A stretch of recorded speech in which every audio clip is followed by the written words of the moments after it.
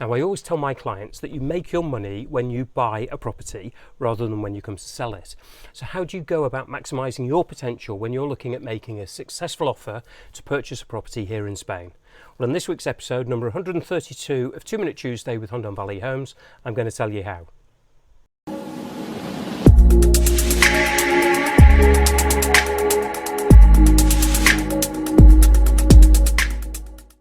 So the Spanish property process is very similar to other European countries, but it also differs in its own way. What I particularly like about the Spanish process as opposed to the UK is that you back up any offer that you make to purchase a property with a deposit and a contract, rather than in the UK where it's done on a handshake. Now, if you want to check out our video that we did on the reservation contract, which was back in episode 112, back in September 2021, I'll leave a link in the description, and even have a look at the last episode that we did of 2 Minute Tuesday a couple of weeks ago, which is all about the reservation deposit and how not to lose it. So, how do we go about making a successful offer in order to buy your dream property? So the first thing we need to consider is the offer price. Now, obviously, when you're looking to secure your dream property, you're looking for the lowest possible price, and the vendor is looking for the best possible price, meaning the highest possible price. So how can we sort of circumnavigate these polar positions and get a deal that's mutually beneficial for both parties? Well, when making your decision to offer, it's a real fine line between making an offer that's too low and being insulting to the vendor, and maybe them not taking you seriously. So what we want to do is follow some of these steps that I'm going to outline now, and these will give you the best possible opportunity to get your offer seen in the best possible light and hopefully accepted. So number one, we're going to call this qualify your offer. Now, what I mean by this is to give the vendor all of the information that they could need in order to digest the offer fully. So perhaps preempt any questions that they may have by detailing your offer accordingly and making them go for an offer from you, say, rather than somebody else who hasn't qualified their offer, perhaps as well as you have. So it's not just the price that you're going to be putting to them, but you're going to qualify some of the other matters. So let's see what we can do. So the first thing I think that you should do when qualifying your offer is to say whether you are a cash buyer or whether you need a mortgage. Now, the reason I say this is because mortgages are time consuming. They require the intervention of banks, they require a surveyor or a valuer, and sometimes this can take months. And obviously you have your timetable, the vendor has their timetable, and the bank work at the speed that the bank want to work at.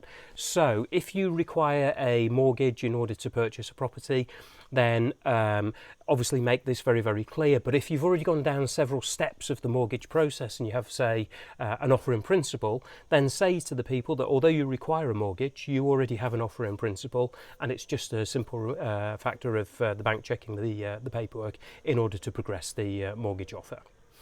So the next important issue I think you need to do in order to qualify an offer is, if you have sold a property already, then you need to tell the vendor that you've already sold a property.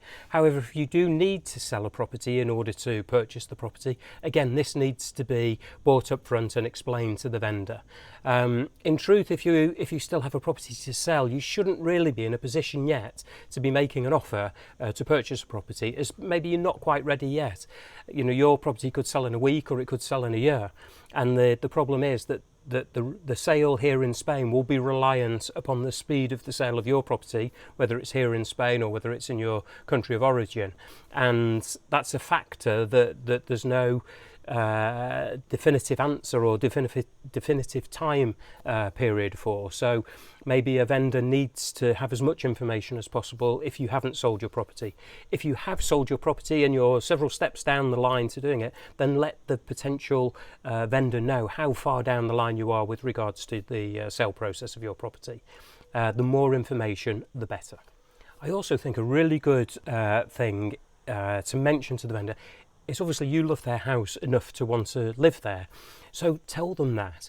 When you're making the offer, it doesn't harm to make it a little bit more personal and to turn around to people and say, you know, that you wish to carry on the great work that they've done at the house, or if it's going to be a great family home for you to have your children grow up in, or if you're a little bit older, say, and you have the grandchildren going to be coming out and seeing it, make it a personal offer. Don't just make it a business cold decision. This is how much we're going to offer you for your house. This is how much we think it's worth.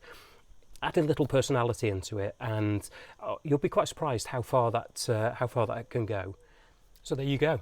Really, it's some very, very simple tips, effective ideas to maximise your potential when it comes to having an offer accepted and separating your offer from those of potentially other ones that haven't been personalised and don't give the vendor as much information.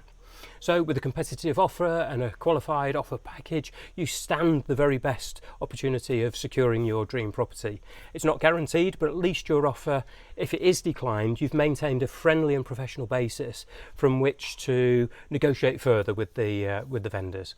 So that's it for this week's episode. Really quite a short and sweet one, just giving you some general ideas to maximise your potential when making an offer to clients. I hope you've enjoyed it. My details should be on the screen at the moment, so if you do need to get in contact, please feel free to do so.